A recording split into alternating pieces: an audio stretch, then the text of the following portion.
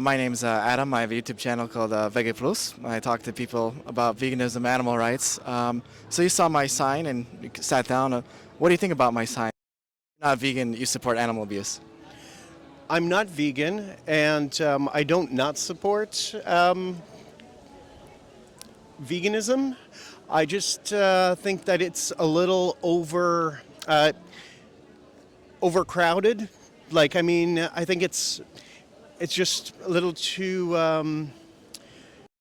fundamental. Like vegans are pushing their beliefs onto like people who want to eat meat, because I recently found that I found an article about veganism, actually about not veganism, about the geez, that thing in my face makes it so weird to talk. Sorry. I'm sure you'll cut this up. But no, I found something really interesting about like biological food and the growing of bio products. And I found out that they use copper in order to as a pesticide. Are you familiar with that? No, I haven't heard about that. And copper is really bad for people.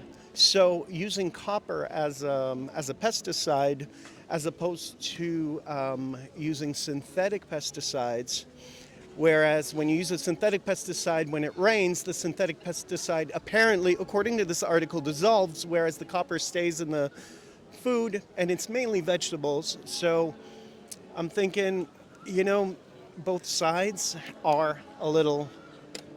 I'm not really sure. What is your argument? Are you saying because like animals die during crop production? What are you trying to say? Well, when we're talking about the animals, I bet you may have heard this argument also. The cultivation of vegetables also is harmful to animals, where you have and all sorts of rodents that are attacking. I mean, not attacking, but like eating the food and eating the vegetables, and that's Okay. So crop deaths, like there are crop deaths. That's what you're saying? That like in the production of crops, some animals die in the harvest of. Okay, but what did the animals eat? what do the farm animals eat? Which farm animal? Uh, um, Cows, sheep, pigs, chickens. They eat grass, although they don't. But in a perfect fucking world, yeah. But they eat pellets. Well, I mean, they eat a lot of plants. All right, so if you're actually worried about crop deaths, you should go vegan anyway. The amount of crop deaths, because instead of feeding the crops to the animal, then eating the animal, you're just eating the plants. Do you see the logic behind that? I I get that. Yeah. Just going back to the sign, are you against animal cruelty? Am I against animal cruelty? Yes, I am against animal cruelty. Okay. Well, do you understand every time you pay for meat and these products, you're paying for animal cruelty to happen? Do. Yes, I certainly do. So if you're against animal cruelty and you don't want it to happen, what do you think you can do? What do you think I can do? I'm sure I can source my meat like that. I can source my meat from non-cruelty sources, which are popping up all over, right? I mean, killing someone that doesn't want to live cruel? You know, in Canada, euthanasia is now being accepted to people by people who are suffering from depression. So people who are suffering from depression are able to go and die. So the thing of killing and death is a whole unpack. Yeah, but those people consent, right? They want to be killed, right? Correct. The animals can't consent. No, they can't. But people have been killing animals for years and years and centuries, and it's a source of food. And question to you is like, when are you saying that prehistoric people, like from Neanderthals who are trying to love that music over there? People who were like killing the mammoths or the Native Americans who were doing the buffalo run and stuff like that, that they were doing something. They should have gone vegan. I mean, those were different times, and maybe it could be argued they did it out of necessity, and that's all that happens. You know, in certain circumstances, killing a human, if you're in a plane crash and you can only eat a human, that could be, you know, a necessity. But right now, we have abundance of food, abundance of alternatives. Now it's immoral because we have different choices. Immoral. I agree with you. However, would you consider eating like lab-grown meat? Like a good steak, but made in a lab, not from that wasn't sourced from like a poor little cow. If there's no animal suffering involved, I don't see any problem with that. I mean, me personally, I probably wouldn't eat it because it probably comes from a cell of an animal. But I mean, I'm all for it if it's available and that causes less animals to die. Yeah, for sure. But, So you would eat meat? No, well, fake meat that didn't come from an animal that, you know. But it would be an animal. It would be an animal. It would be made from an animal, but like from DNA. I don't know. I'm not a botanist, a animal maker in a test tube. Well, I mean, but no one died for that to happen, right? Died for that to happen. So going back, is there anything stopping you from going vegan and to stop this behavior of animal cruelty that you're doing? Absolutely not. However, my selfish, innate human feeling is that I will continue to eat animals despite the cruelty I may cause, because that's the circle of life, and from forth, hallelujah. You know where the circle of life comes from? The song? I mean, like this argument, is the circle of life. The argument, the circle, I'm not sure. The Lion King. So you're justifying this immense cruelty of animals. You know, pigs are gas chambered, cows are hung upside down, throats are slit because of the Lion King. So Because of the lion. yeah. So and also this is appeal to nature, right? Do you think just because something happens in nature, it's moral?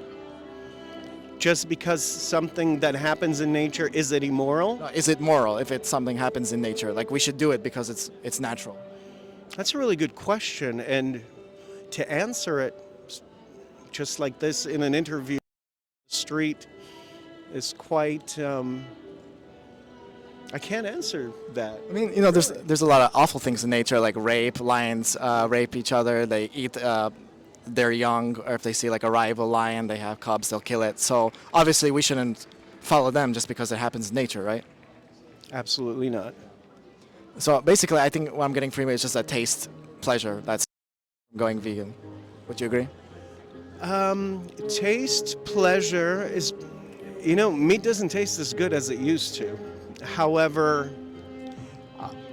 I also feel that there are benefits from consuming animal products. Like I work out a lot. You can't see it right now because but like organ meat, like liver and stuff like that. That is something that is part of my diet, and I don't see. Perhaps if you were to suggest alternatives that facilitate that, what I have in liver and in beef and stuff like that, then yeah, definitely. Are you open to the idea that a vegan diet can be healthy if you do it well planned? To be honest, most of the vegans I know are skinny. They're men, receding hairlines. My roommate's vegan. She is always complaining about fatigue. She's kind of pale. And I just think that, you know, the vegan diet could work. However, a lot of vegans or self-proclaimed vegans don't really know how to get the proper source of nutrients out of their vegan diets. They'll be like, oh, okay, I'm going to eat some soya cutlets or something like that, or I'm just going to eat rice every day.